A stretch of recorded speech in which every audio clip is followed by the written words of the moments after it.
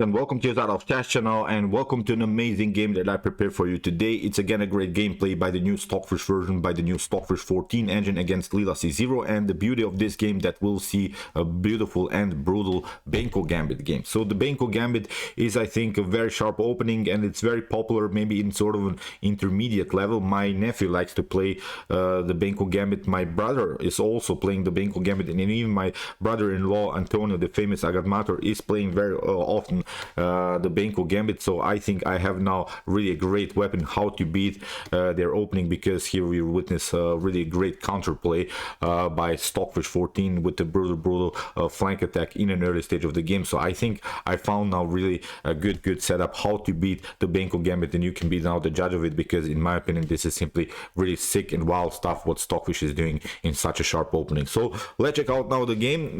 Here D4 play by Stockfish. We have now a knight to f6 by Leela C0, c4. We have now c5 the Benoni, and now after move d5 we have now the Benko Gambit move, which is of course the move b5. And like in every gambit, of course the main goal is of course to deflect one pawn from the center and then have yourself sort of a pawn control in the center. The main line of the Benko Gambit will analyze of course a little bit of theory like usually here on my YouTube channel. After move here c takes b5, you can of course play here from black perspective this move a6, after b takes a6, then probably something like d6 would happen, knight to c3, then we take bishop to a6, and after e4 this would be the main line of the Benko Gambit. After king to f1, then something like g6, g3, king to g2, then of course bishop to g7 and similar stuff. So this would be of course a possible line, but Stockfish found here really a great way how to beat the Benko Gambit with simply a great counter gambit. And here Stockfish played the brilliant move a4. This was still prearranged, we have to say that, but in my opinion it's really sort of a move that I think can surprise your opponent, because Benko Gambit players I think don't like this move. I think they are prepared in many great lines. I don't think that so many Benko Gambit players are prepared so much in this particular line. After a4, of course, black has now, okay, let's call it three choices, because black can take b takes c4, black can also take b takes a4, which can be of course met with the normal knight to c3 and then e4. If you try to pass through, that's actually what white would love of course to gain here. If you pass through with the move b4 immediately, I think we can play immediately b3, and then we can place our bishop here, and we compete with this very annoying dark square bishop. Very often in the Benko Gambit the dark square bishop of blacks is simply the best piece, so that's why we can now play sort of a blockade on the queen side. So that's why I don't think that the black would love to gain this particular position where the pawn structure on the queen side is simply fixed. So that's why here after move b takes d4 was played by Leela C0, we have still this move knight to c3. So basically Leela C0 wanted to go into the Benko Gambit, into a gambit line. Now actually it was Stockfish that played a counter gambit. So here we after move knight to c3, pardon me, here after move knight to c3 in a continuation d6 played by Leela C0, we have now e4, which is of course a normal move with preparations of course to take out also this pawn. And now we have bishop to a6. Leela C0 is trying to hang on to this extra pawn, but simply f4 here by Stockfish. We have now g6 and now e5 immediately. And that was actually now the last prearranged move. The engine, my Stockfish engine is home, gives here a 0.4 evaluation for white, so it's not such a bad opening here for black. We have to say the prearranged line, it's not the line that wins the white the game for white immediately. After move e5 still it's a struggle, but of course I like more white's position, because white has already this dominant powerful central control with this pawn. So now with the move e5 it of course creates now immediate attack against the knight. So here after move e5 you have now several choices again. Here in the continuation Leela tried knight to d7. If you try d takes e5, it's of course not good, because you're allowing your opponent here to connect the pawns on the 5th rank. Now these pawns are mobile, you have to of course retreat, but now with normal development white has really a comfortable game. Knight to f3, bishop to g7, you could maybe try to attack further this central control, but now with bishop to f4 I think strategically the game is simply lost here for black, because in the continuation we can then also try after calcing maybe something like even queen to d2. I think with h4 h5 we can create I think an immediate flank attack, because whatever black does in this particular scenario, if even black play something like e6, we'll simply pass through with d6. We can also wait a little bit because the pawn structure in the center cannot be broken immediately. The problem is also this knight, which is paralyzed, which doesn't have good squares. And if you try, for instance, to break the center with move f6, then we simply pass through with e6. So nothing wrong with this move. So as I said, it's really hard now for black, I think, to play this position. So here, in my opinion, white is strategically better. So here, after move e5, as we said, knight to d7, played by Leela c0. We have knight to f3, bishop to g7, and now queen to e2, which is sometimes and very often, I think, a bad move to bring the queen in front of your bishop. But you have to, I think, protect your e5 pawn, because what you don't want to get here from white's perspective is a clarification in the center. What I mean about the clarification is that the pawn structure in the center gets clear or gets blocked or something, or the pawns are traded, because even if you try here something e takes d6, and suddenly the position is not good anymore for white, because we can notice now the king is still in the center, the e file is opened, and even if the king would be here, maybe even secured by castle, still it wouldn't be, I think, a good position, because as we said, the pawn structure is simply cleared. Now you don't have any more the pawn mobility. Even if you try something like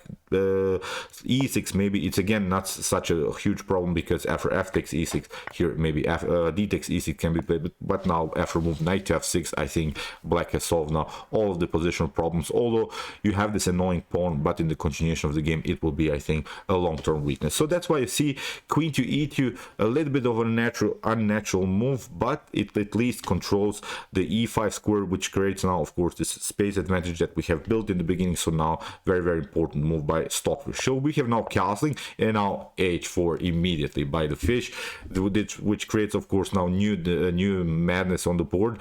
If you block out here a little bit too much the position on the king side, then e6 actually would be then a possibility, because when you play the move h5 in order to block white's progress with the move h5 by white himself, then e6 would be a possibility, because after f takes e6, then the g6 would be a weakness, because you don't have any more the h pawn that protects. So that would be now the main issue, because with the move e6 we could, I think, break through immediately. So that's why here after move pardon me, let's go back. After move queen to e2, and as I said, castling, h4 was played, and here e6 immediately by Leela c0. Leela c0 is trying now to compete in the center, and what Leela is trying also to do is to get a clarification on the e file, where already, of course, the king and the queen are, because if the e file gets open, then both of these pieces could be hanging. So here after move e6, we have d takes e6 by Stockfish, we have f takes e6, and now h5 immediately, because what you should not do, of course, is to take out like this, because we want to keep the tension in the center. As I said, white's main goal is to keep the center as closed as possible, as complicated as possible, because if you play now again a clarification idea, if you play e takes d6, then of course this is not a good position, because black can regroup again with the move knight to c6, and it seems in the beginning that you could maybe take out this pawn, but actually this is a bad continuation. This is really a bad continuation, because after king to h8 here, king to f2 would be sort of a must move, because you cannot progress anymore with the move h5. Rook to e8 would be the serious threat, so you would be forced to play something like king to f2. But now with the move knight to d4, you see black is getting the pieces very, very active. You have to now react somehow. You have to play something like queen to e7 in order to simplify the game by trading off the kings, but it's not so good, because again, black can play simply normal, healthy, developing moves with knight to f6. So you see taking over here is not the possibility here. Maybe knight to g5 as a threat with knight to f7 is not even working, because you get this one, knight to g4. So I think in this particular continuation, black would always find good ways how to attack white's king. You can maybe play this one, knight to f5, and similar stuff are also possibilities. So as I said, this is simply too deep. We want to know, we don't want to analyze, of course, the game like this. What happens if that happens? So as I said, the main issue is, I think, as I said, we should keep the center closed here. So that's why here after move f takes e6, here in the continuation, Stockfish proceed with move h5. So here we have knight to c6. We have now knight to b5. here by Stockfish, attacking now the d6 weakness. We want, of course, to take out this pawn like this. If you play now bishop to b5, that would be again so good, because after a takes b5, you could maybe try this one, knight to d4, but it's actually not such a huge problem, because after knight to d4, c takes d4, and now queen to g4 is, I think, again winning the game for white. You see now the queen sneaked in, the knight doesn't have a good square, the knight cannot compete here with the move on f6, and as I said, even if you try something like d takes e5, still we can progress here with queen to e6 or h takes g6. I think are good ideas. Queen to e6 probably the best way here for white, with ideas then of course also to play the move bishop to c4. So what you could try here is maybe this move, knight to c5, in order to protect your pawn on e6, but again it wouldn't be such a huge problem, I think, because of bishop to c4. And even if you try maybe d5, this could be in the defensive idea, then bishop to f1, then g5, maybe to pass through, to try here to keep the position closed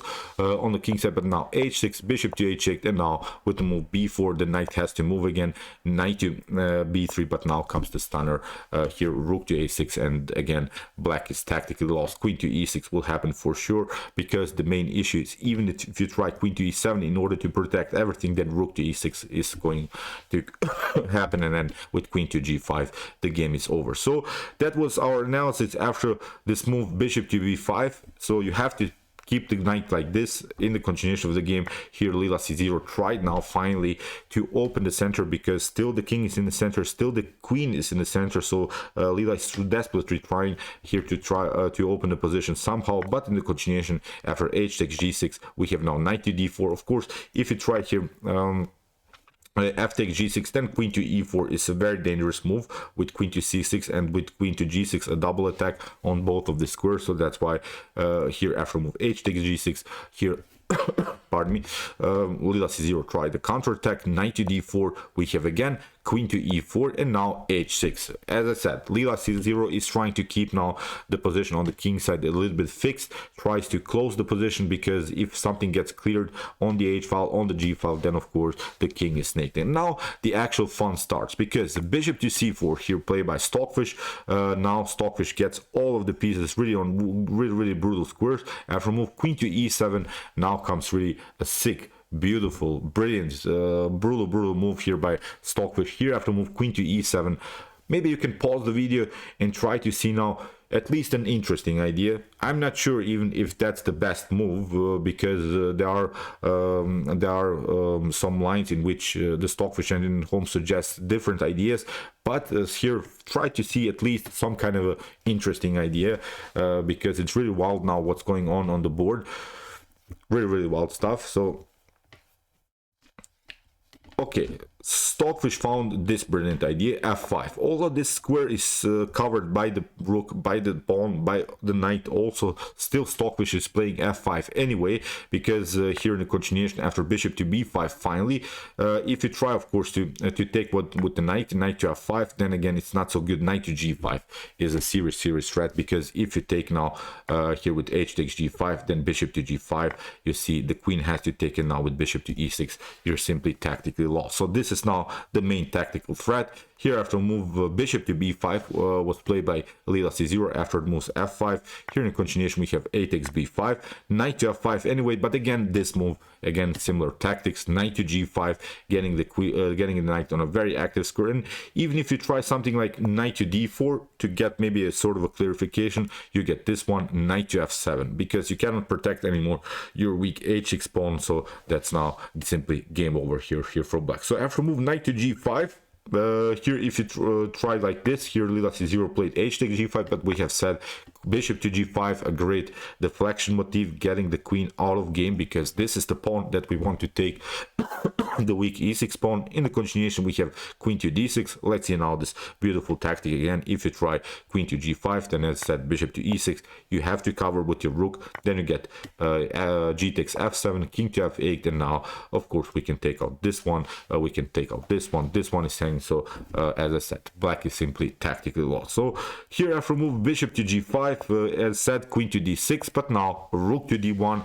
all of the pieces are now included into the game, and that's also a very important tactical element. When you play attacking chess, you have to really include all of your pieces in the attack. Now the rook is dancing, this rook is dancing, this bishop is dancing, this bishop is dancing, the queen is dancing in the center of the board. So it's really a brilliant dance by all of the Stockfish pieces now. And now Stockfish will apply the basic principle also of attacking chess. It's of course removing the defenders. And when we watch now the position, all of the defenders are really near to the king, near to Black's king, but we have to really recognize what are the most important defenders in Black's position. So here after move knight to d4, Stockfish plays of course rook to h7, getting the pieces more and more active.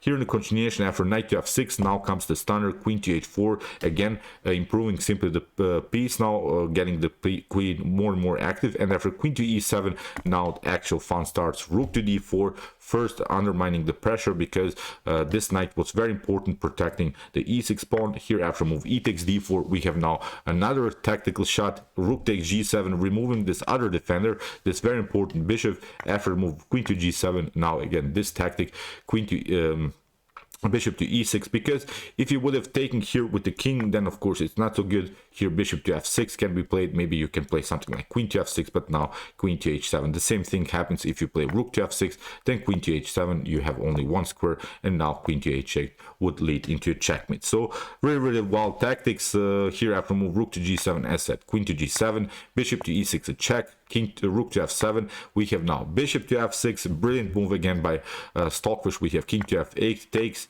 queen takes, bishop, queen takes queen here on f6, and it's of course game over. a5, queen to h8 check, taking, promote here another queen, and now after queen to g5 check and queen to f3, it was a beautiful checkmate. So again, really wild stuff here by Stockfish, really wild tactics. This h-file attack in an early stage of the game I really enjoyed.